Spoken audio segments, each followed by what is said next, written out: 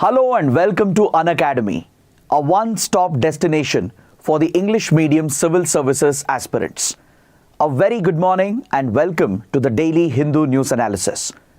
So let's take up today's discussion by first looking at the topics that we are going to discuss.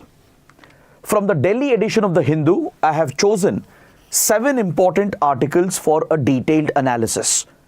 Today we are going to cover a number of topics from international relations, environment ecology, and as well as from economy, disaster management, and history as well. So before we get started, we have a couple of important announcements. We have launched the new batches, both in bilingual and as well as in English. The Arambh English batch has just started on May 31st, and the English Triumph batch is about to start from the 8th of June. So do enroll for these programs if you're planning to prepare for the 2025 exams. And the best part is Unacademy is providing a great offer for these upcoming batches. You can avail these courses at a 50% discount and it will translate into just around 2,000 rupees per month. So do subscribe to the program if you are seriously preparing for the upcoming 2025 examination. And also please note that as part of Conquer Prelims, yesterday we have completed the current affairs phase of the crash course on our YouTube channel, but the static part of the crash course will continue on the Unacademy app for a few more days. So we have entered the last leg of Conquer Prelims, and starting from today, Asta ma'am will be taking up India Yearbook discussions at 6 p.m. on the Unacademy app. I hope all of you know India Yearbook is very important. It's a very valuable source for your prelims. There have been several direct questions that have been picked from India Yearbook. So if you want to prepare thoroughly for the upcoming prelims and focus on India Yearbook, please attend these sessions which are starting from today. The best way to access these classes would be to join our Telegram channel, scan the QR code, or search for Unacademy IAS English. We share the links of these sessions. You just have to click and access the sessions. And also please note, on the Telegram channel, we share all the PDFs of our YouTube sessions, be it the Hindu analysis or even the other sessions we conduct. All the PDFs are shared here. So I strongly advise you to join the Telegram channel as well. So with this, let's get started with the analysis of today's The Hindu newspaper by looking at this important column from page number 12. This article is written by Stanley Johnny, and it talks about the viability of creating a Palestinian state. So in the context of the ongoing Gaza war, this article has been brought out by the Hindu, and it's a very detailed article. So first, let's understand why the question of Palestine is back in the news. So as you all know, last year on October 7th, Hamas, which is a Palestinian extremist outfit based out of Gaza, carried out a deadly terrorist attack against Israel. More than 1,200 Israelis were killed, following which Israel retaliated and launched the Gaza war. And Israel has used disproportionate force over the last few months and has allegedly committed large-scale human rights violations and war crimes. Israel has even been accused of committing a genocide against Palestinians, as more than 36,000 Palestinians, majority of them being civilians, including women and children, have been killed in this conflict. So as the conflict rages, the question of Palestine is back in the news. The topic of two-state solution also has hit the headlines. And recently, few countries in Europe have considered giving recognition to Palestine. Palestine, as you know, is not an independent sovereign nation. So few European countries such as Spain and also Ireland and Norway, please make a note of this. These 3 European countries, they recently considered giving recognition to Palestine, and they went ahead with the proposal. They have formally recognized the Palestinian state. Then even the major West Asian powers like Saudi Arabia, Jordan, and UAE, even they believe that the only lasting solution for the Israel-Palestine conflict is to implement the two-state solution and to resolve the question of Palestine. So without that, there will never be enduring peace or long-lasting peace in the West Asia region, because This lies at the very heart of all the problems in West Asia. The Israel-Palestine question, dating back to several decades, is at the very heart of these problems, and most countries and even most experts agree that the only viable solution is to implement the two-state solution. Implement the two-state solution and ensure that Palestine becomes a viable state, which is universally recognized as an independent sovereign nation, which is the only way forward to help resolve this conflict. So this is an argument that you often hear. Even India strongly believes that this is the only solution to the Israel-Palestine issue. India has always stood with the two-state solution, and even now we constantly back the two-state solution. So in this context, we need to understand what exactly is the two-state solution. We should look at the brief history and background and understand its relevance today. And since Spain, Ireland and Norway have recognized Palestine, we need to examine whether it's possible to create a Palestinian state in the current context.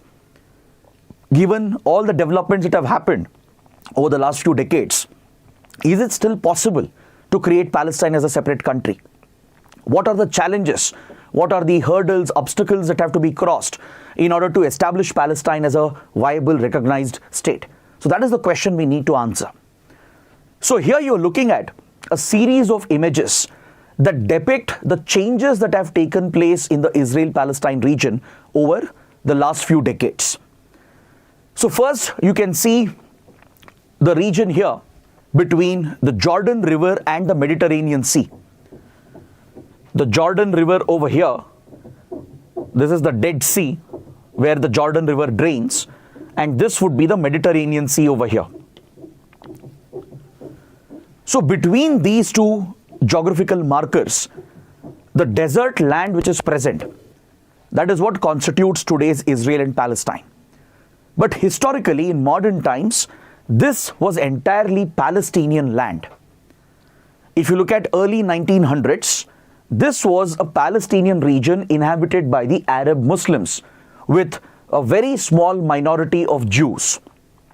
But of course, if you go back in time, if you go back several centuries, then of course this region, which also consists of Jerusalem, one of the most sacred cities in the world, right? It was the birthplace of all the three Abrahamic faiths: Judaism, Islam, Christianity. All the three Abrahamic religions, which consider Abraham as their patriarch, took birth in the sacred city of Jerusalem right over here. And the region has been inhabited by Muslims, the Jews, and the Christians as well. Historically, Jews were driven out of the region largely due to outside powers and annexations and wars and conflicts. So, in modern times, this land had become the land of the Palestinians with a minority Jewish presence. But after the First World War, there were many unfortunate developments that started happening, largely due to the blunders committed by the colonial imperial powers. The Jews who had been driven out of the region centuries ago, since ancient times, they had largely moved out and settled in Europe and other parts of the world, and wherever the Jews went, they would face persecution and targeted violence and discrimination. You all know how the Jews were treated in Europe, particularly during the 1930s and 1940s under Nazi Germany. So by 1800s, the Jews who had faced constant persecution and discrimination, some of the radical members who were more nationalistic, they established a movement called the Zionist movement in the 1800s. Some of the Jews who had a nationalist ambition, who wanted to create a separate state for the Jews, they had given a call for establishing Israel, returning the Jews back to the desert between Jordan River and the Mediterranean, and to reclaim this historical land and to establish this as a Jewish state called Israel. So this far-right movement which took off in Europe was the Zionist movement, which started out in late 1800s. By early 1900s, particularly when the First World War was taking place, the Zionist movement would get more momentum. And in the same period, the British would sign the Balfour Declaration, through which the British would support the Zionist movement and the Jewish cause for establishing a separate Jewish state called Israel. So eventually, after the First World War, the region came under British mandate. Because in the First World War, the Ottoman Turks, who controlled most of these areas in West Asia, they were defeated. They were on the side of the Axis powers. So the Western powers which won the conflict, right, they divided the region here, especially Britain and France. They divided all these former colonies of the Axis powers between themselves. And today's Israel-Palestine region came under the British mandate by 1970-1980. So following this, the British further encouraged the Zionist movement and gave even more support for the Zionist cause to return the Jews to the region and to establish a land, a separate country called Israel. The British had even made a commitment under the Balfour Declaration. Under the Balfour Declaration, they had made a commitment as well to back and support the creation of Israel. So by 1930s, when Jews were being persecuted in Europe under Nazi Germany, and when the Holocaust was occurring, where millions of Jews were exterminated, this led to large-scale migration of Jews from Europe and other parts of the world back towards the Palestinian region. Because on one hand, the Zionist movement had gained momentum. The Zionist movement was pushing for the return of the Jews and for the forcible establishment of Israel. And parallelly, as the Holocaust began in Europe, the Jews had no other place to go, and this led to a mass migration back towards this region where Jews started coming back in large numbers, and they started forcibly settling down in what was Palestinian territory. So by 1930s, 1940s, the increased migration of Jews obviously led to communal clashes. The Jews, they would start settling down, they would start taking the land of the Palestinians as well, and this would be retaliated by the Palestinian Muslims. So very quickly, this acquired a communal angle, and it turned into a very violent situation where large-scale unrest would begin in these parts of today's Israel and Palestine. So now, after the World War ended, the Second World War came to an end, the question of Israel-Palestine came up in front of the global community. Now we had a new international organization, the United Nations, which had been formed in 1945 to settle such disputes and establish peace and security. So the matter went to the UN, and through the intervention of the United Nations, a two-state solution was proposed. So that is exactly what we are going to understand. We are going to look at what exactly is the two-state solution, what is the background to the two-state solution, what is acceptable to Palestinians, what is acceptable to Israel, and what has happened over the years throughout 1960s, 70s, 80s, and 90s.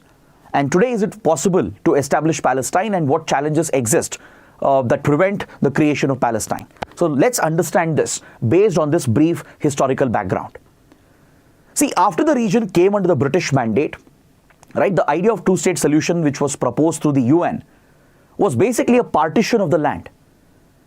So the partition would essentially be between the Jews and the Palestinian Muslims. For the Jews, a separate state called Israel, and for the Arab Muslims, a separate state called Palestine. So the creation of these two independent sovereign states that could exist side by side.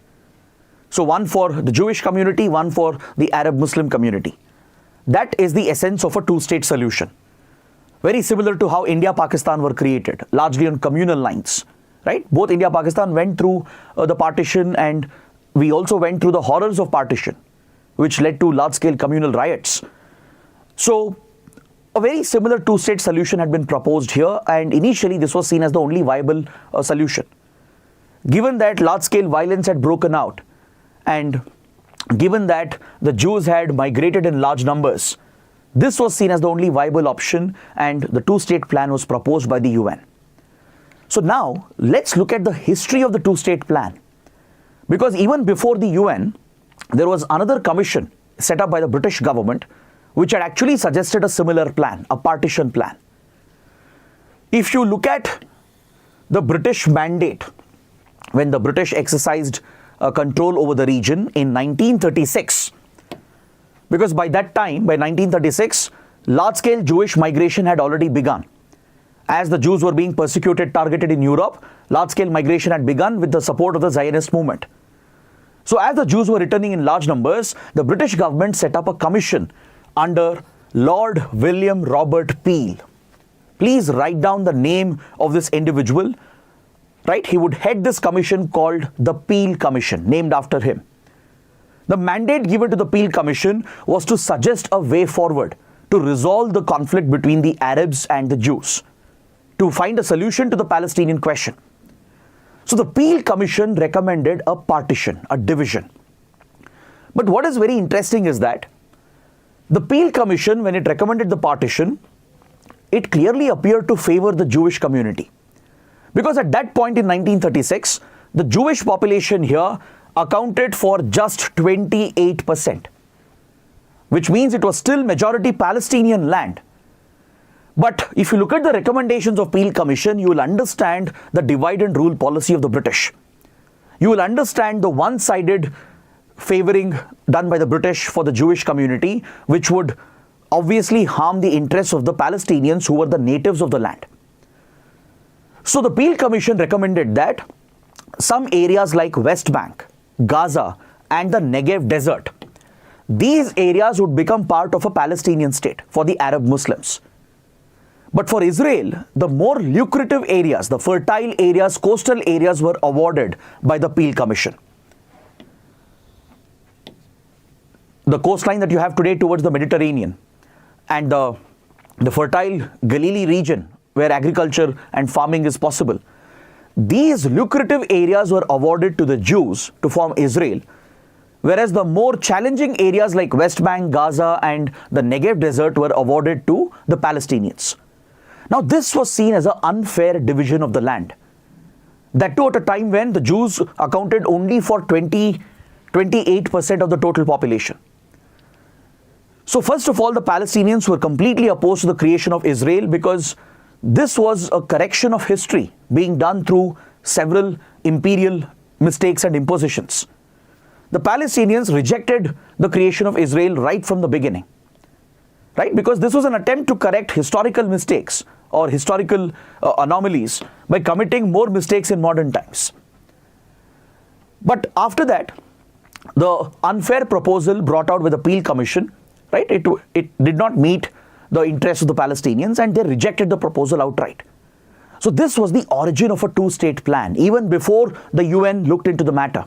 Even before the UN two-state plan was proposed, there was a two-state proposal brought out during the British mandate by the Peel Commission. So later, after Second World War, by 1945-1946, the Jewish population here had increased considerably. Because by late 1930s and early 1940s, that is when the large-scale extermination of Jews began, the Holocaust began. This led to a large-scale migration into the region and the Jewish population had increased very significantly within a few years. So after the Second World War, the United Nations, which was now looking into the matter, established a commission, the UN Special Commission on Palestine. So this Special Commission on Palestine proposed the two-state solution. It proposed the two-state solution and adopted a UN resolution as well. A UN resolution was adopted that would essentially give legitimacy to the two-state solution. The idea was, of course, to divide the land, but a much more fair division was proposed. But still, Israel would end up getting more territory as compared to Palestine. So since this was seen as unfair by the Palestinians, even the two-state solution was rejected by the Palestinians.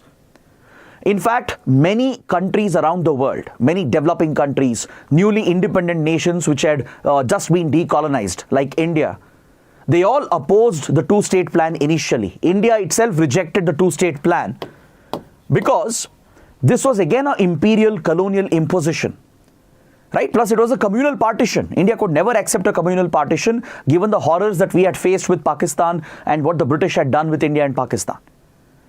So initially, India took an ideological stand with other former colonies and the newly independent nations, and we all jointly opposed the creation of Israel and the implementation of a two-state plan, because this would be nothing but a communal partition of the land. But eventually, this would become the only viable, acceptable solution. Because following this, many countries came around to accept the two-state plan. Even India would slowly warm up to the idea of supporting a two-state plan by 1947-48. But what Israel would do after this, the Zionists, would completely change the equations over here. The radical Zionist movement would unilaterally declare independence in 1948, leading to the establishment of Israel. This was supported by the United States, Britain, and others, which were close allies of the Zionists and the future state of Israel.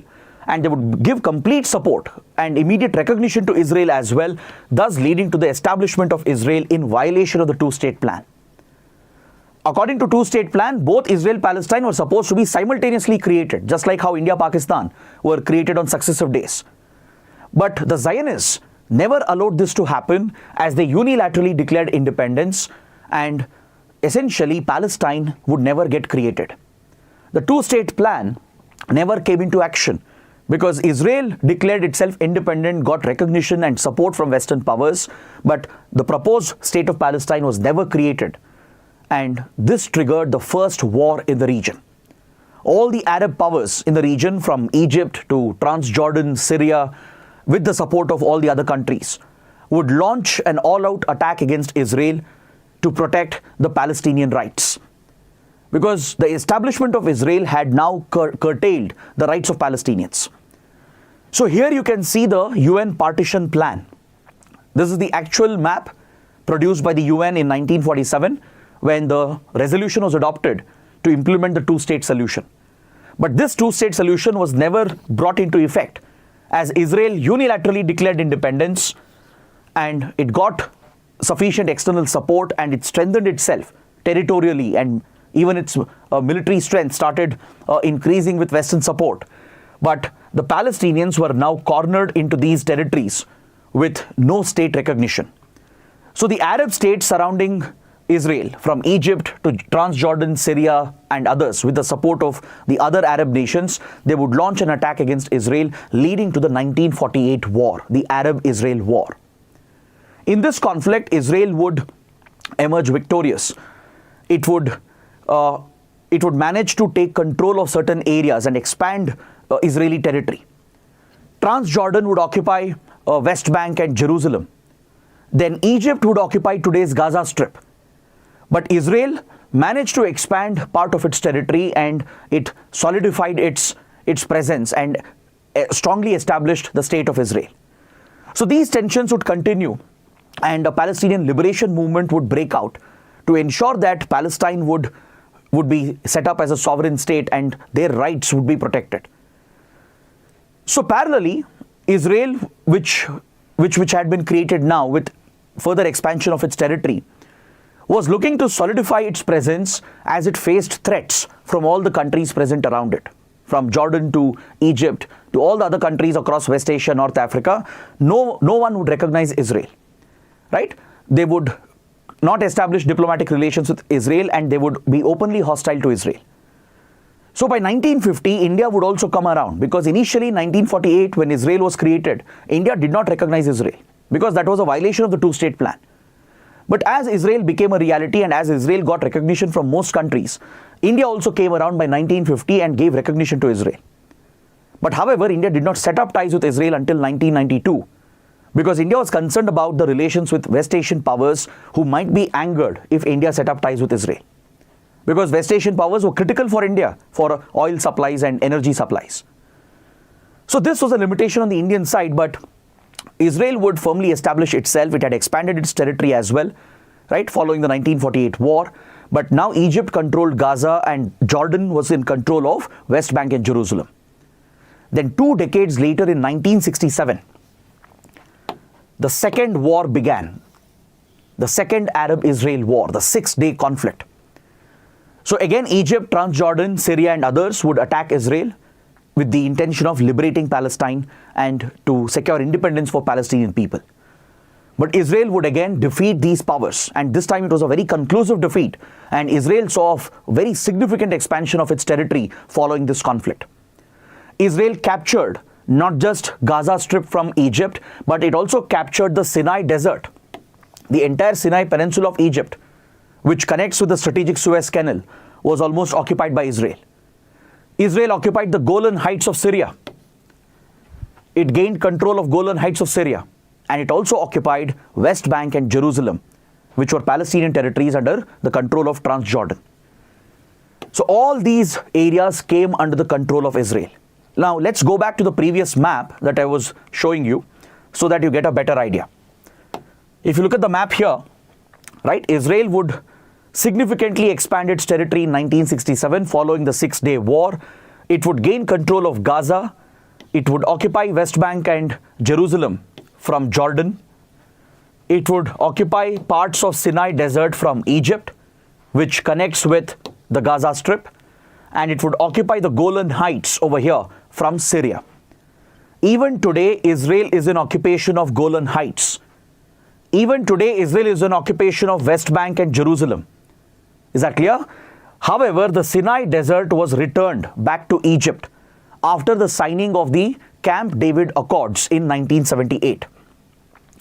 In 1978, the US mediated between Egypt and Israel, and Camp David Accords were signed, which led Egypt to establish peace with Israel. Right? In return, Israel gave back the Sinai Desert, which it had occupied from Egypt, and Egypt gave recognition to Israel and became the first Arab nation to recognize Israel and set up ties with Israel. Now, this was a dramatic change, and as you can see, Israel's territory had now significantly expanded, and now Israel was in control of Palestinian territories from Gaza to West Bank, including Jerusalem. So this is when the Palestinian liberation movement received more support and momentum, and Palestinian outfits, they would take up extremism, terrorism in order to achieve their end objective. So throughout 1960s, 70s, 80s, Palestinian extremism started rising. While some would see this as a liberation movement, some would see this as a terrorist movement. Israel would brand the PLO, the Palestinian Liberation Organization, as a terrorist outfit. But many would see PLO as a legitimate representative of the Palestinian people, which was fighting for the liberation of Palestine and for the rights of Palestinians, which Israel had snatched away. But later, the PLO eventually came around to accept the two-state solution, and it insisted that if Palestine is created on the basis of 1967 borders, that is, the borders that existed prior to the Six-Day War, this was seen as acceptable to the PLO leaders. The PLO leadership under leaders like Yasser Arafat and the others, they would eventually come to accept that if two-state solution is implemented and if Palestine is set up with the pre-1967 borders, this was acceptable for the Palestinian people, and this potentially could have resolved the conflict then and there. But throughout this period, there would be many other challenges that would come up. For example, in 1973, the Yom Kippur War broke out. Egypt and Syria, they launched a surprise attack against Israel. Right? So this further aggravated the tensions, and finally, following these repeated wars, with the intervention of the US, a framework peace agreement was signed. A framework agreement for peace in the Middle East was signed.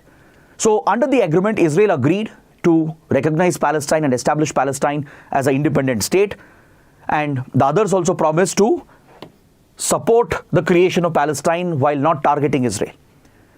So all the Middle Eastern powers came to this agreement that we will work together to create the state of Palestine. But however, this was never implemented. By 1980s, there were many other adverse developments. Israel would continue to commit atrocities in Gaza and in parts of West Bank, which would result in frequent protests and violence and even attacks by Palestinians. Israel would retaliate with disproportionate force, and these constant clashes triggered the wave of attacks called the Intifada in the 1980s and in 1990s. Right? The first and second Intifada would lead to a massive violent movement by Palestinian outfits, which would be crushed by Israel with brutal force. It was in the midst of this context in 1980s that Hamas was born. The notorious outfit Hamas was established in Gaza in the 1980s. Its origin goes back to the period of the Intifada. Parallelly, leaders of PLO were now open to talks and negotiations. They had given up terrorism or violence as a weapon, and with the mediation of Norway, The Oslo Accords were signed in the mid-90s. In 93, 95, Oslo Accords were worked out between Israel and the PLO, where Norway acted as a neutral mediator. Through the Oslo Accords, Israel gave recognition to the Palestinian Authority. Essentially, the PLO would transform itself into the Palestinian National Authority.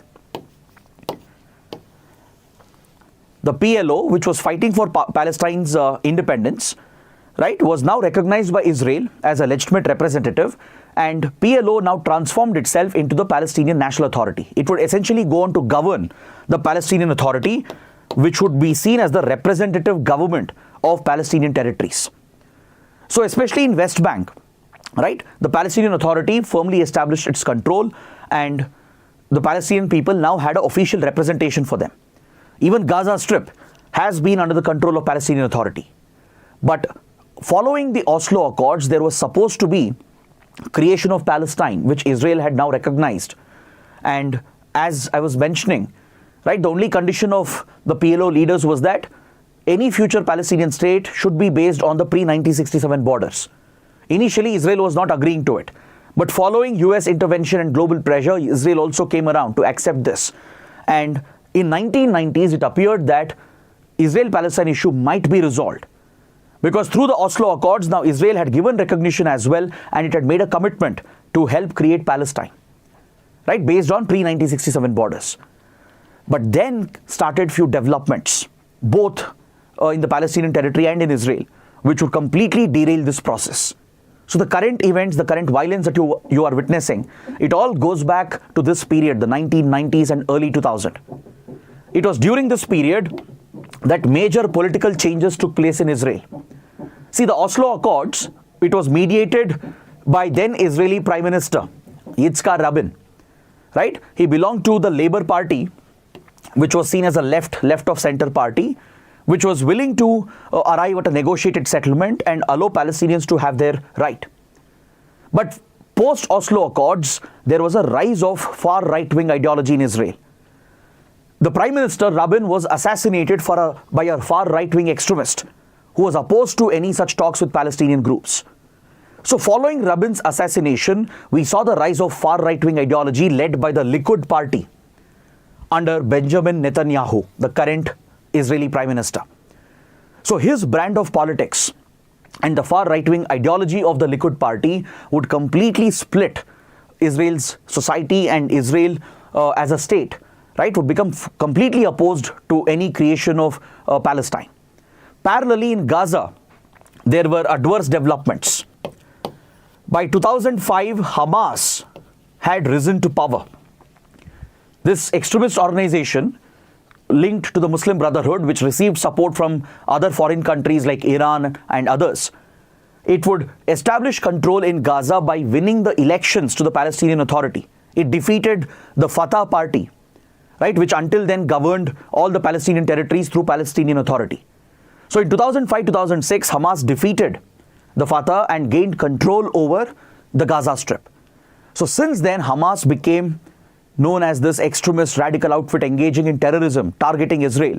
And Israel would retaliate back, leading to the never-ending cycle of violence. So the rise of a far right-wing government in Israel, right, and the rise of Hamas to power. This is what leads to the crisis where both sides have taken extreme positions and engaged in acts of extreme violence. So in this context, the writer is essentially examining whether it's possible now to create a state of Palestine. Is it possible really to implement the two-state plan? Now let's say more and more countries start supporting the idea. Spain, Ireland, Norway have already done it. There are many more countries which are more than willing to do the same, right? So Palestine would be easily able to get majority support at the UN as far as creation of the state is concerned and implementation of the two-state plan is concerned. But the question the writer is asking is very important. Even if two-state plan is supported by everyone, by majority of the countries, the question is, can Palestine be really established? Can it be really implemented on the ground? The writer says there are many challenges, many hurdles present to this. First, of course, is the far right-wing ideology of the Likud party and Benjamin Netanyahu and the brand of politics that they have followed, right? Israel has ruled out any creation of Palestine. It has gone on to occupy Palestinian territory. Internationally, these areas are seen as occupied territories. Even India calls West Bank, Jerusalem, and even Gaza as occupied territories. These are under the illegal occupation of Israel. Even its closest allies like US, UK, and others, even they refer to Palestinian territories as territories which are under the illegal occupation of Israel. But Israel rejects this. It doesn't listen to any country, and it doesn't accept the terminology of illegal occupation. But if you look at it from a neutral perspective, it is indeed correct. Israel is indeed under the illegal occupation. Israel has illegally occupied Palestinian territory, right, from West Bank to Jerusalem to Gaza. That includes Golan Heights as well, by the way, which belongs to Syria. So given that Israel has been this expansionist state, which has constantly shown aggression, tried to expand its territory, it has no clearly defined borders. Now, without Israel having established borders, it would never accept the creation of Palestine tomorrow, even if the idea is supported, right? Even if a Palestinian state were to be created with Gaza and West Bank, right? Israel, which doesn't have established borders, which keeps on expanding its territory, right, would never allow the creation of Palestine to happen on the basis of the pre-1967 borders. So that is the biggest hurdle. Israel is unlikely to accept the pre-1967 borders, and if this is not accepted by Israel, the solution is not acceptable to the Palestinians as well. Palestinians will not settle for anything less than the pre-1967 borders. So this remains a major conflict point between Israel and the Palestinian groups. Next, the other big question is the illegal settlements. Israel has pushed illegal Jewish settlements into West Bank. This is in contravention of international law. It's a violation of the two-state plan. In the occupied territory of West Bank, Jewish settlers are illegally settling down since the last 20-30 years. Almost 7 lakh Jewish settlers, right, have illegally occupied Palestinian land, and they are snatching away the territory of Palestinian people. They are driving Palestinian people out of their homes. And this is not tolerable under international law, and Israel faces a lot of criticism for this. Right? Even the US opposes the illegal Jewish settlements. But the question is, of course, these settlers are not going away. No Israeli government can come out with a policy which will push the settlements out of West Bank. It would become politically sensitive and controversial, so the settlers will play a critical role. Since they are politically influential, right, they have the political backing. Without settling the question of the illegal Jewish settlers, the issue can never be resolved, and an independent Palestine can never be formed. The next big question is the status of Jerusalem. See, as per the UN plan, the partition plan, Jerusalem was supposed to be an international city. Right? It was supposed to be under UN's governance, and that would basically recognize the historical, cultural significance of Jerusalem. But Palestinians have insisted that East Jerusalem should be the capital of a future Palestine. But Israel rejects this. Israel would never accept this, because please understand that Jerusalem is extremely sacred for all the faiths, all the 3 Abrahamic faiths. If you look at the Al-Aqsa Mosque, right, it is the 3rd holiest site in Islam after Mecca and Medina. If you look at the Western Wailing Wall, where the Jews bow down and wail, right, this is the most sacred site in Judaism for the Jews. So neither side is willing to let go of these cultural religious sites, and this is a major flashpoint. Israel would not give up its control over Jerusalem, and Palestinians would not agree for any settlement without East Jerusalem as the capital of their future state. And finally, the last question is about the refugees. The Palestinian refugees who were driven out from 1948. The Israeli annexation of the region and the unilateral establishment of Israel and the wars that followed led to the exodus of the Palestinians, which is often referred to as the Nakba. Right? More than 7 lakh Palestinians were driven out. They are settled as refugees in Jordan, in Syria, and in other parts in the region. So Palestinians want the refugees to be brought back. Obviously, they want to come back to their homeland. But Israel has rejected this, especially the far right-wing parties like Likud Party have firmly rejected the return of the refugees from the other countries. So without addressing these structural problems that exist, it's not viable to even think of creating a Palestinian state. Countries might back the two-state plan. Formally, they might give recognition, right? Because the process is gaining momentum, especially with the Gaza war, right? And the extent of Palestinian suffering with regard to what civilians are facing, right? The global support for two-state solution is increasing day by day. But without dealing with Hamas, which remains an extremist terrorist organization, there is no doubt about it. Hamas remains a terrorist outfit. No country will accept Gaza under the control of Hamas, right? At the same time, Israel's targeted violence against civilians is not acceptable. So it is indeed a very complicated situation, but there are these structural issues to be solved. Without that, the two-state plan can never be implemented according to the writer. Now, this is a very important topic. I know we have gone into every single detail, but given the developments that have taken place, their production, what you can do is talk about the Israel-Palestine issue starting from 1947-48. You don't have to give the entire history, not necessary. Starting post-Second World War, discuss the Israel-Palestine issue, the two-state plan, and point out how this problem is at the heart of all the problems, the root of all the problems in West Asia. If the West Asia region has to become peaceful and stable, Israel-Palestine issue has to be resolved, and the only viable solution is the two-state plan. To ensure that Jews are protected, Palestinians are protected, their rights are respected, the only option is to ensure there are two states living side by side. An Israel for the Jews, a Palestine for the Muslims. There's no other viable option. So firmly establish this in the introduction. It is accepted by everyone, including India. Right? So establish this stand in the introduction, then come to the body. Come to the body and discuss the current developments involving Israel and Hamas. Point out how Palestinians insist on pre-1967 borders. That is their primary point, right? And Israel rejects this idea. So this point has to be brought out. This is what will give you the base to explain the rise of Hamas, right? And you can talk about how the Oslo Accords were derailed, how the politics in Israel and the rise of extremism in Gaza has completely derailed the peace initiatives. And you have to go on to discuss the current problems that exist, from the illegal Jewish settlers to the problem of Palestinian refugees and their return and the question of Jerusalem. You need to discuss all these points to bring out the problems, the structural problems that prevents the creation of a Palestine. And then finally suggest a way forward. Then conclude your answer by stating that two-state plan is the only way out, and always keep this from India's perspective. Talk about India's stand and position. Please mention that India firmly believes in the two-state solution. We have always consistently backed the two-state plan since 1948-1949. Since then, we have supported the two-state plan. Right? So we not only have ties with Israel, we also engage with Palestinian Authority in West Bank.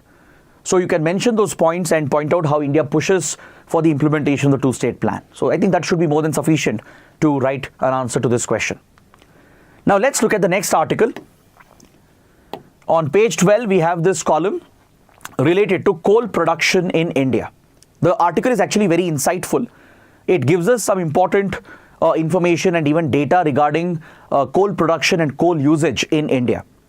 The context is that a controversy has broken out between India's Adani Group and the controversial George Soros-owned entities. George Soros, as you know, is a controversial figure, right? India alleges that George Soros is someone who meddles with India's economy and democracy as well, right? So it remains a controversial, debatable topic, but his organization has alleged that Adani Power, which imports coal from other countries, has allegedly missold the quality of the coal to power plants in India, leading to large-scale environmental violations. So that's the allegation which has come out. So let's not get into this. This is not relevant for us. But the point here is, as alleged by this group, the George Soros group, Adani Group allegedly procured low-grade coal from Indonesia and sold that to power plants in India as high-grade coal. Essentially, a scam is being alleged. Low-grade coal was imported, but it was later sold as high-grade coal. The point here is, what is low-grade coal and high-grade coal? What's the difference? Right? What kind of coal resources are available in India? And what's the extent of coal production in the country? and what different purposes are coal or coal as a fossil fuel is used for, right? So that is what we need to understand from an economy point of view. So if you look at coal, they are graded into different qualities. You have high grade coal, low grade coal. So there are around 17 different gradings as provided by the Ministry of Coal. All right. This grading is very relative. It is based on how the coal is produced, what is the content of the coal and the composition, and what purpose is it used for. So this is very relative. The grading of coal is very relative. So calling coal as high quality or high grade coal or low grade coal, it depends on a lot of factors. So one important parameter that is used to grade coal is the calorific value, the gross calorific value. Gross calorific value of coal helps in determining the grade of the coal which is extracted. What does it mean? It basically means what is the amount of heat or energy generated by the burning of coal. Coal is fossil fuel at the end of the day, right? It's basically made up of carbon, ash, some moisture and impurities. Correct? So that is the composition of coal. So depending on the carbon content, how much carbon is present, the calorific value will vary. If there is more carbon, it will generate more heat or energy, right? So the gross calorific value will increase, which means it can produce more heat and energy. If the carbon content is less, then that is a low grade coal because its heat production or energy production would be lower due to the lower carbon content. Similarly, if the ash content is more, if the ash content is very high, right, when you burn such coal with high ash content and less carbon content, it will actually cause a lot of pollution because the ash component will easily break apart and it will release pollutants, right, from carbon monoxide to various oxides of nitrogen and sulfur. They would be released, causing air pollution. It releases particulate matter, which is very harmful for the environment, for human health as well. So coal with high ash content is hazardous. So depending on this, you can classify coal into different categories. So one is the carbon content that determines the gross calorific value, the amount of heat or energy produced by burning that coal. The other is the ash content, how much ash is present in it, because it directly contributes to pollution levels. So these are the parameters which are used to determine the grading or the classification of coal into different categories. But in India, for example, coal is primarily used for two distinct purposes. One is in steel production. I'm sure all of you would have studied this since your school days. Coking coal is used, which has a higher calorific value with less ash content. This is primarily required for powering your furnaces, your boilers, which are used in steel production in the steel industry.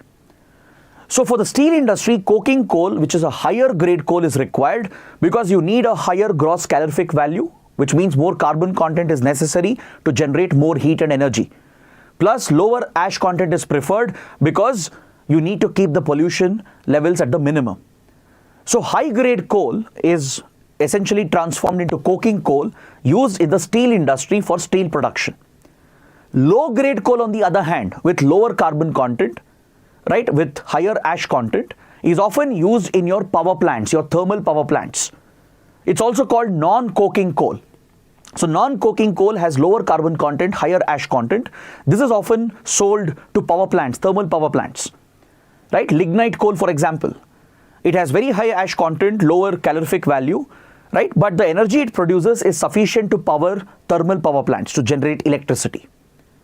So in the case of India, what kind of coal do we produce? We produce both. We produce high grade and low grade coal as well, right? Coking coal production is very limited in the country. We have very limited high grade quality coal resources with high calorific value, low ash content. So whatever limited high grade coal is available, we channel that towards steel production, which is more crucial for the economy. And also the government has largely monopolized the coal market. Coal India Limited always has had a monopoly with very limited external participation. Government has even controlled the prices, and it has essentially skewed in favor of high grade coal being used only for steel production. So what are we doing for producing electricity in our power plants? If all the high grade coal is being channeled towards steel production for coking coal, what's happening with power production? How are we generating electricity in thermal power plants? this is where we face a critical shortage of low-grade coal, which is less polluting. See, we have low-grade coal available in India. Problem is it has very high ash content. The low-grade coal available in India, right, it not only has lower calorific value, lower carbon content, it has very high ash content, which means it will cause serious environmental problems. It will cause a lot of pollution, plus it will affect electricity production as well. So that is the reason why we largely import the low-grade coal, which has lower ash content from other countries like Indonesia, Australia, etc. Indonesia, Australia are one of the largest suppliers of coal to India, mainly for power production, for electricity. What we are looking for is coal with low ash content so that it doesn't contribute immensely to pollution. So now the allegation made by the George Soros entity is that Adani Power, which was importing low-grade coal from Indonesia, has lied. It has lied about the ash content, and it has sold that as high-grade coal for power production, right? So majority of the coal that we have as a resource, it is low-grade coal, which is low in carbon content, high in ash content. But we do have some high-grade coal resources, but it's very limited, and it is used for coking coal production for the steel industry. So that is the situation in the country. That is why we depend heavily on coal imports from Indonesia, Australia, where we procure coal with lower ash content and slightly higher calorific value, which is used in our power production in thermal power plants. So I hope this is clear. Now, there is something called clean coal which has emerged. Essentially, to deal with the environmental problems, to deal with pollution, particulate matter and the pollutants, coal can be put through a process of cleaning to reduce the ash content. There are processes available to reduce the ash content so that the emissions, the particulate matter emissions can be brought down. So there are two processes involved in cleaning coal, and you should be aware of this, especially for your prelims. One is washing of coal. In coal production plants, there are washing facilities available where air blowers or water baths are used to remove the excess ash content, which reduces the ability of this coal to release particulate matter and pollutants. All the coarse particles, the fine ash particles, are blown away by blowers or water bath. They remove the fine particles that exist, and this turns the coal into relatively cleaner variety of coal, which can be used for electricity production. But problem is, when you clean the coal, the cost increases, the electricity produced will also increase. The rate of that electricity becomes more expensive. The other method of producing clean coal is coal gasification. Coal is put through a process of gasification. It is put through a gasifying chamber under very high pressure condition, where high pressure oxygen or air is combined in this gasification chamber, where it results in a gas called syngas. So syngas is a mixture of carbon monoxide, hydrogen, CO2 and water vapor, and this can be used for energy production. So it is producing steam energy, plus it is producing heat energy as well. So coal gasification is one way of trying to minimize the pollution and environmental impact of coal, and this is one type of clean coal. But both the methods will turn out to be expensive. That is why many plants in the country don't adopt the methods. Understood? Now coming to the last point, what is the future of coal in India? How long will we depend on coal, and what is the current dependency? See, as of now, we have a very high dependency on fossil fuels, especially on coal, for electricity production. Until recently, almost 58 to 60% of the electricity produced in India was coming from thermal power plants powered by coal. But this has been gradually declining. Since we are moving towards a cleaner economy, we are making a transition towards clean renewable energy. The share of renewable energy is constantly increasing over the last decade, and the percentage share of coal in power production has been declining. So we are definitely witnessing a transition. All right. According to latest data, for the first time, the share of coal in our electricity production has dropped below 50%. If you, let's say, go back to 2012, 2010, until then, coal would account for 58 to 60% of our electricity production. But now, due to investments in clean renewable energy, right? And the transition that we are making towards cleaner fuels, we have reduced the dependency on coal, and for the first time, the share of coal in our electricity production has dropped below 50%.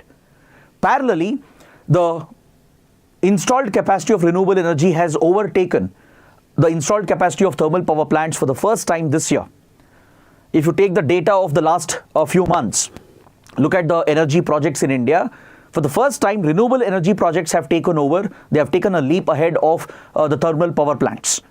So that is a positive sign. It's an indication of where we are headed. We are headed towards a fossil fuel-free future. We are headed towards a future where we would like to reduce our dependency, maybe eliminate our dependency on fossil fuels like coal, and switch towards clean forms of energy. But of course, it will not happen in just few years. It might take several decades. Maybe in the next 30-40 years, we would look at a transition where we would no longer be dependent on coal and we would switch entirely towards clean renewable energy. So I've given a question, a very straightforward question based on what we just studied. So please take this up for your mains answer writing. What grade of coal does India produce? The first question. Why does it need imported coal, and what is the status of the country's transition away from fossil fuel? So you can easily divide this answer. It's a very simple, straightforward question. Sometimes such questions are asked by UPSC in the mains. So what you can do is, first you can talk about the composition of coal and the uses of coal and the grading of coal. So this would be one paragraph. Then talk about what kind of coal is produced in India. Then discuss why India has to import coal. Why are we importing coal from Indonesia, Australia? It is mainly to power our thermal power plants. Then finally talk about the status of our transition, how we are trying to move away from coal towards clean renewable energy. And that completes your answer. Now coming to the next article on page 7, there's an article related to history. According to the article, a team of archaeologists, they are working with Sanskrit scholars to study the Rig Veda to find references linking with the Harappan civilization. So that is the essence of the article here. So let's take a look at what the article is trying to point out. A team of archaeologists comprising of several specialists, they are leading a study with few Sanskrit scholars to better understand the Rig Veda, to find any correlating evidence which can be matched with archaeological evidence found through excavation at Harappan sites, in order to establish that Harappans were natives to the region. Right, you all know about the Indus Valley Harappan civilization, where it was centered. It was centered around today's Pakistan and Western India. So one theory is that it's a very debatable topic, slightly controversial as well. So one theory states that there was an Aryan migration into India from the steppes. The European Aryans who moved to Central Asian steppes, from there they migrated to India, and right, they primarily constitute your North Indian population, which are a distinct community compared to the Dravidian origin South Indian population. So this has always been a debatable, controversial theory. But now the NCERT, right? I'm sure all of you should be reading NCERT textbooks. In the newly published NCERT history textbook, there are some new findings which have been reported by NCERT. So there is a connection between what the article is discussing about and the new update that has been done in the NCERT textbook regarding the Harappan civilization. So let's quickly understand what the researchers are trying to find, what they are trying to establish. So first look at the major Harappan sites. I've shared a map over here. You can see all the major Harappan sites like Dholavira, Kalibangan, Rakhi Gari in Haryana, right, and the other important sites in Pakistan as well.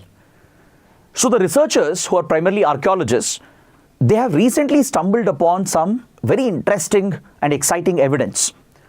They came across the bone fragments of a woman from the Harappan days, and this has been carbon dated to 4,600 years. So a well-preserved fossil, right, which is basically the bones of a woman from the Harappan era, has been discovered, and it has been carbon dated to around 4,600 years. Some of the other archaeological evidence discovered at the site, right, it provides some evidence. The excavation has given some evidence to indicate that there were some rituals and customs being practiced, including fire as a religious custom based practice. Now in the Rig Veda as well, there is a reference about fire being used for cultural religious purposes. So these archaeologists are trying to see if the two are connected, if they are referring to the same series of events. If established, right, that could provide some evidence to conclude that Harappans were natives, not essentially the Aryans who migrated, not essentially outsiders, right? It could potentially lead to the establishment of a theory that the Harappan population was a native indigenous population, and that is exactly what NCERT has already published. If you look at class 12 history textbook, right, NCERT has brought out that based on the DNA evidence and the carbon dating evidence of the bones of Harappan women, right, with the fossil which was found at a Harappan site, it has been concluded that Harappans were indigenous people, they were native to the region and not outsiders who came from somewhere else. This is what NCERT has already published. But however, be very careful, this is not a widely accepted theory because NCERT itself has added a disclaimer. Below that, there is a disclaimer added that further verification is required, further research is required. So it is still a polarizing topic, a debatable issue, right? But at Rakigari, at Dolavira, at Kalibangan, so further excavation is being done, and parallelly Rig Veda is being explored by Sanskrit scholars to see if any correlating evidence is available to connect the dots. See, if you look at the Vedic civilization, again there is a differing argument when exactly the Vedic civilization existed. So there are theories which suggest that the Vedic civilization dates back to around 1500 to 2000 BC. This is one school of thought. There are others who argue that it dates back to 2500 to 4500 BC. Right? Now, if the DNA evidence of the bones which has been found of a woman, if it has been dated to 4600 years and fire practices have been detected in archaeological excavations, if Rig Veda provides us evidence of fire being used in customs, there could be a possible correlation there. That is the theory these archaeologists and Sanskrit scholars are working upon. Then essentially you can predate the Vedas to 2500 to 4500 years, which coincides with the Harappan civilization, thereby indicating possibly that the Harappans were indigenous people or possibly native people. Right? So that is what the researchers are working upon.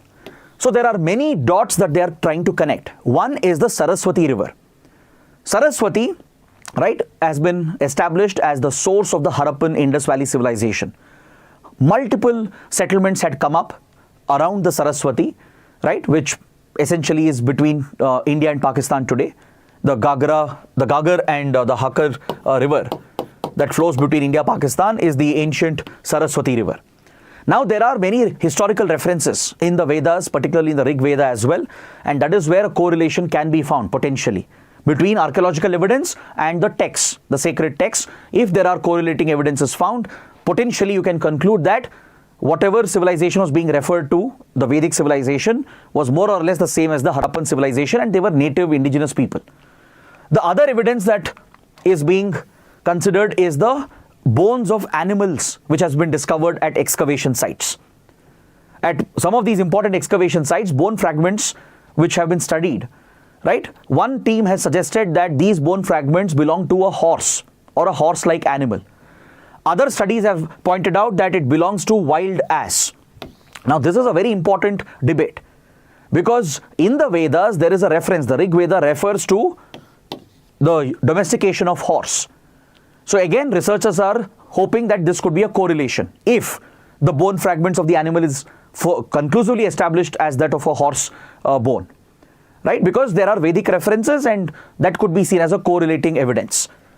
And finally, the ancestor theory, the South Asian ancestry, right? One school of thought argues that the Aryans would migrate through the steppes through Central Asia and settle in northern India, right? And the other theory is that the Dravidians were probably the natives of the Harappan region who were driven out by the Aryans towards the south. Or it could be that there is no Aryan invasion or Aryan entry into the nation, but probably this was just a native indigenous population that existed. So without conclusive evidence, this will always be a debatable issue, a controversial topic. But of course, genetic studies, archaeological evidence, then even DNA sequencing, they provide a lot of valuable information. That is what the researchers are looking at. For example, the DNA sampling of the current population in India, right?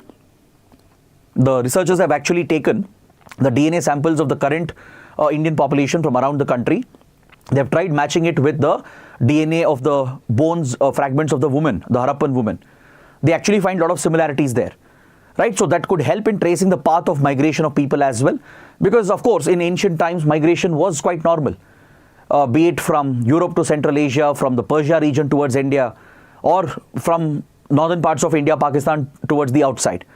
So such migrations, reverse migrations would have happened, but only archaeological evidence along with other correlating evidence can provide a backup, a solid backup theory based on which we can come out with these conclusions.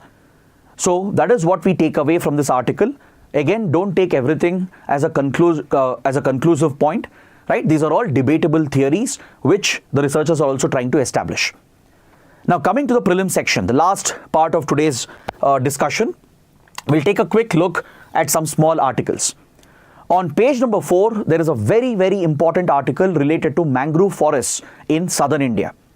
The IUCN, International Union for Conservation of Nature, for the first time, it has studied the nature of threat faced by mangrove forests around the world, and it has recognized 2 patches of mangroves and forests as critically endangered.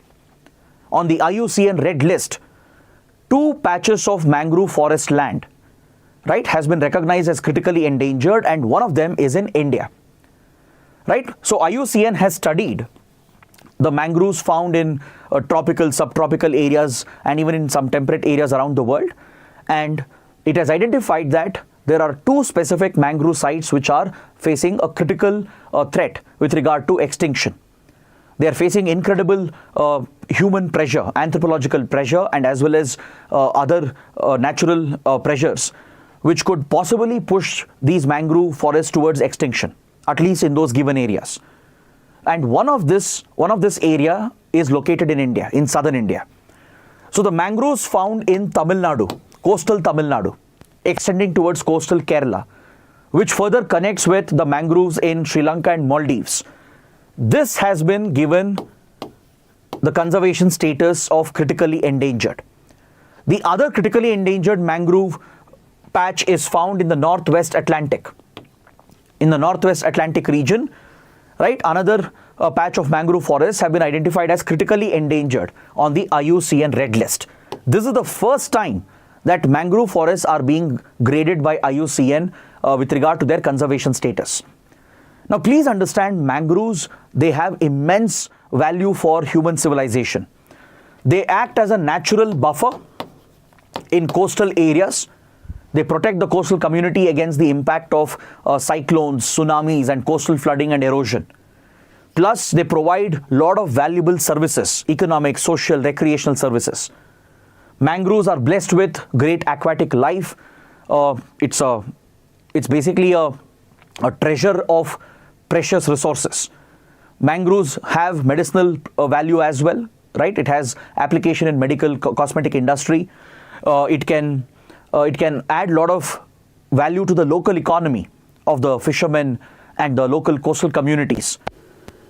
So with regard to fisheries, with regard to recreational purposes for tourism, right, and also the other industrial purposes and the ecological purposes as well, right? Mangroves play a critical ecological role. Mangroves are found in a transition zone. They transition between, they are basically present in the transition zone between 2 different ecosystems, and thus they have very rich biodiversity. Mangroves are uniquely adapted to thrive in these harsh wetland ecosystems, which happen to be very saline. Right, they're constantly flooded. The region would be constantly flooded with water. And mangroves have undergone many unique adaptations, from developing stilt roots to developing pneumatophores to maintaining balance in such a marshy area. Right, mangroves have truly, emerged as one of the king of adaptations, and it provides enormous value to local community, especially for the local economy. So conserving and protecting the mangroves is critical. They face many threats from pollution, global warming and climate change, increasing disasters, and destructive economic activities, exploitative tourism, deforestation in general, right? Industrialization, urbanization, they all pose a threat to the mangroves. So there is a global initiative which has been launched recently to protect the mangroves, and India also has launched a dedicated program for protecting the mangroves. Now, please find out which are these initiatives. Please do a basic research about this.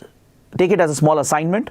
Find out these initiatives by India and the initiative at the global level to protect the mangrove forests around the world. Please mention that in the comment section.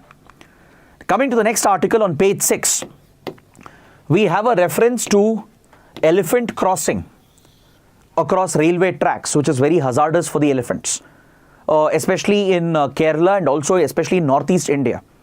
Very frequently, elephants which are crossing railway tracks, they get hit by the trains, and this accident often costs the life of the elephant. So this is an environmental tragedy which is occurring because our linear projects like railway projects, they have fragmented the forest habitats and elephant corridors, and this places the elephants at great risk.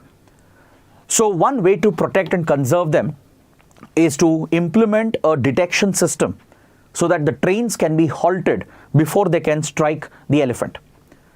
So the Indian Railways, right, with the Northeast Frontier Railway and the Southern Railways in Kerala are working together to implement an optical fibre system through which they can detect any intrusion across the track and send out an alarm to the locomotive driver so that they can stop the train before striking the animal. Is that clear? So optical fibre based intrusion detection system is being installed in Kerala along a stretch of 130 kilometers along the railway track. Now this intrusion detection system, it has no cameras. It's not a visual system. It is based on acoustics. Basically, a set of optical cables are laid around the on both sides of the railway track, and it can pick up even the minutest of vibrations, the acoustic vibrations that are generated, right, when a vehicle passes through or when an animal walks through. The intensity of the vibration depends on the size of the animal or the object, and through a smart algorithm, you can exactly determine what exactly is crossing the railway track at what distance. So this is the detection system being installed. It will give early warning to the locomotive drivers whether an elephant is crossing or whether a vehicle, maybe an auto or a jeep or a bus, right?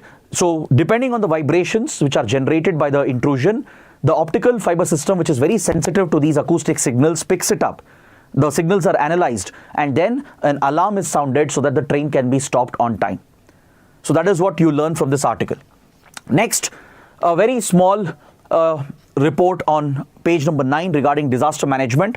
Northeast of India is reeling under the impact of devastating floods. From Mizoram to Manipur to Assam, Northeast India has been ravaged by the floods, especially after the recent cyclone Reval. In Assam especially, the floods have reached dangerous levels. This is quite common in the Brahmaputra Valley. So the point we have to understand here is that the CWC, Central Water Commission, it is the nodal authority to issue early warning and forecasting for floods. It is the designated early warning forecasting agency as far as floods are concerned. Under the National Disaster Management Policy and Plan brought out by the National Disaster Management Authority, Central Water Commission is the nodal institution responsible for monitoring the flood levels in the rivers and dams and work with IMD to track the rainfall expected, and accordingly it has to issue flood alerts in the downstream areas. So if IMD is the nodal institution for meteorological alerts like heavy rainfall, heat waves, cold waves, etc., IMD is responsible for such meteorological hazards. But CWC is responsible for hydrological hazards like floods. So it will work with IMD to keep track of the expected rainfall and the rainfall alerts that are there, and it mainly tracks the flood level, the water level in rivers and dams, in all the major rivers and dams, and it will issue early warning forecasting alerts to the downstream areas if a flood is expected. So just one important point for your prelims. Now look at the last article on page 14. It refers to a new cargo route which has been opened between China and Pakistan. As you know, China-Pakistan are all-weather allies. They have maintained a very close friendship, not just in the defense and security domain, but also in the economic domain. So according to this small article on page 14, China-Pakistan have inaugurated a new air corridor. It is dedicated for air cargo transportation. This route has been set up between the Chinese industrial city of Guizhou with the commercial center of Pakistan, that is Karachi. So the Karachi-Guizhou route has been established. It is an air cargo transportation corridor between China and Pakistan. So that is the important point we take away from the article. And with that, I bring the analysis of the Hindu paper to an end. I hope you guys have understood everything we have discussed, and I hope you guys have liked the session. If you did, please press the like button, share your comments below, and don't forget to subscribe to our channel. That is it for today. Thanks for watching. We'll see you tomorrow. Take care. Have a good day.